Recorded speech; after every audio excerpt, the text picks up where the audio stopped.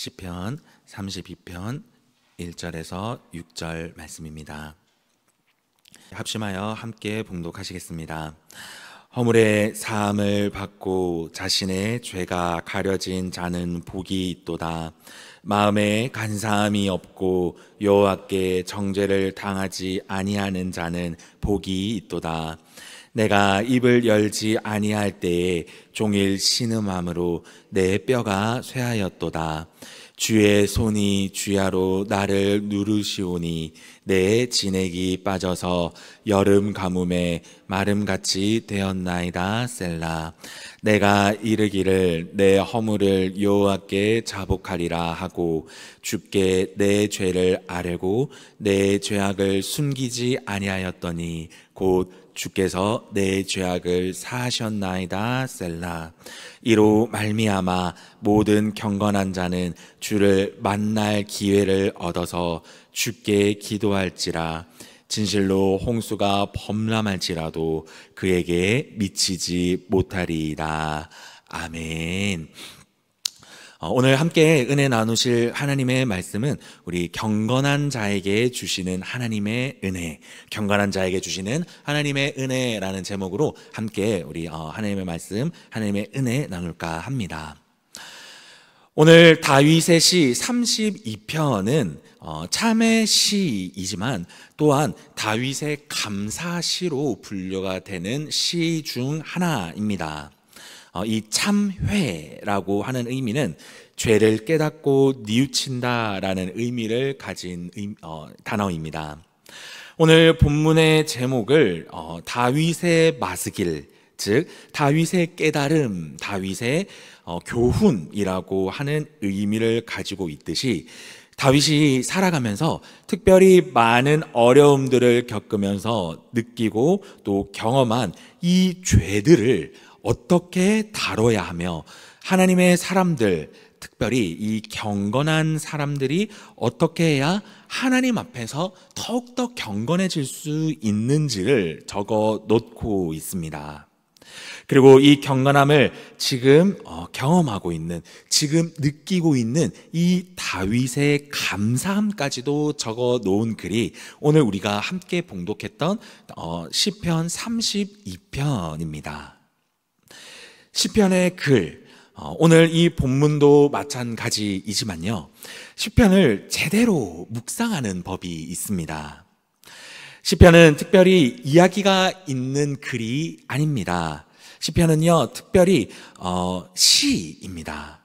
그렇기에 다윗의 모든 인생사에서 나오는 이 시와 같은 글이기 때문에 시편 말씀 그대로를 묵상하면서 말씀 그대로를 좀 마음 가운데 읊조리고 또 은혜가 되는 말씀은 그냥 그대로 말씀을 외워서 마음 가운데 반복적으로 고백하시면 좀 더 큰 은혜가 우리 가운데 있을 줄 믿습니다.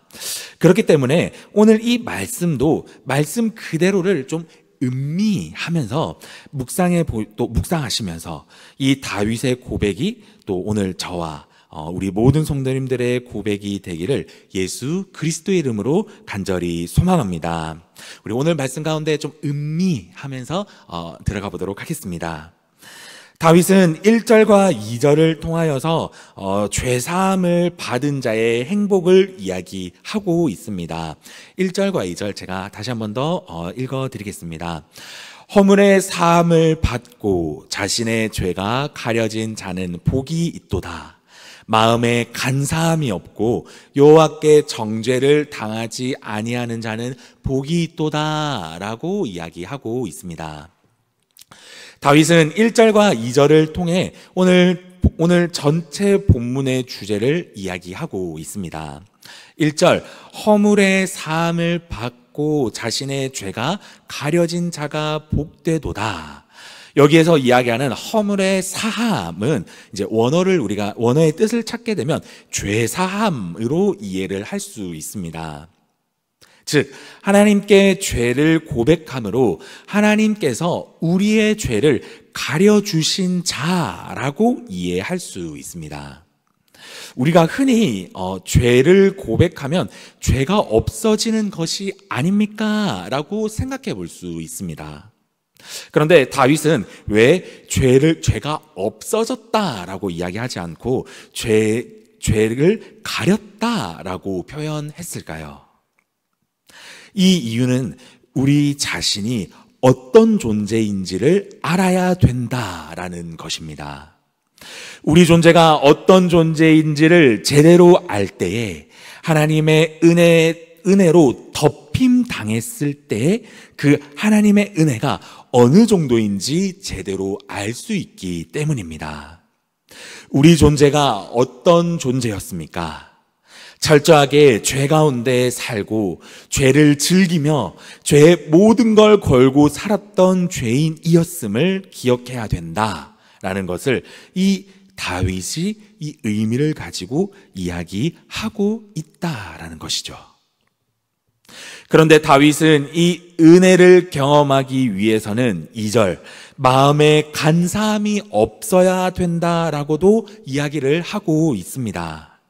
이 마음의 간사함을 또 원어로 한번 찾아보니 입에 간사함이 없는 자, 원어에는 입이라고 하는 단어가 추가가 되어 있습니다. 거짓된 혀, 거짓으로 가득 찬 말이라는 의미를 가지고 있죠. 즉 우리가 하나님께 제약을 올려드리는데 그 고백 가운데 거짓된 고백, 거짓된 마음을 이야기하는 모습, 하나님께서 중심을 다 알고 있음에도 불구하고 우리가 그 마음과는 다른 고백, 우리의 입으로 다른 고백을 하고 있는 모습을 이야기하고 있습니다. 마치 예수님의 비유처럼 형제들과 싸웠는데 하나님께만 쪼르르 달려가서 하나님, 그 죄악을 내가 회개합니다 라는 그 고백만 하고 그 형제와는 화해하지 않은 모습을 이야기하고 있는 것이죠. 예수님은 이에 대해서 이렇게 말씀하시고 계십니다. 마가복음 11장 25절인데 제가 읽어드리겠습니다. 서서 기도할 때에 아무에게나 혐의가 있거든 용서하라. 그리하여야 하늘에 계신 너희 아버지께서도 너희 허물을 사하여 주시리라 하시니라 라고 예수님은 말씀하셨습니다. 이렇듯 하나님은 이 마음과 내 입의 고백이 다른 것에 대해서 굉장히 큰 죄로 생각하신다라고 말씀하시고 계십니다. 그리고 다윗 자신도 이것에 너무 큰 어려움을 겪었다라고 하면서 3절부터 5절까지 솔직한 고백으로 우리들에게 이야기를 하고 있습니다. 3절부터 5절 말씀도 제가 읽어드리겠습니다. 내가 입을 열지 아니할 때에 종일 신음함으로 내 뼈가 쇠하였도다. 주의 손이 주야로 나를 누르시오니 내 진액이 빠져서 여름 가뭄의 마름 같이 되었나이다. 셀라.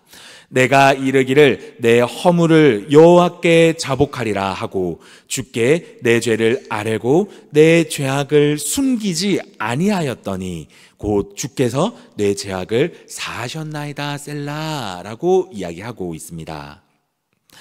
내가 입을 열지 아니하였을 때, 내가 하나님께 회개하지 않았을 때를 의미합니다. 내가 하나님께 제대로 이야기하지 않으니 하루 종일 신음하며 내 뼈가 쇠하며 주야로 나를 누르실 수밖에 없었다라고 솔직한 고백을 우리들에게 다윗은 하고 있습니다. 하나님께서는 왜 다윗을 이렇게까지 하였을까요? 다윗을 단순히 괴롭히시고 싶으셨던 게 아닙니다.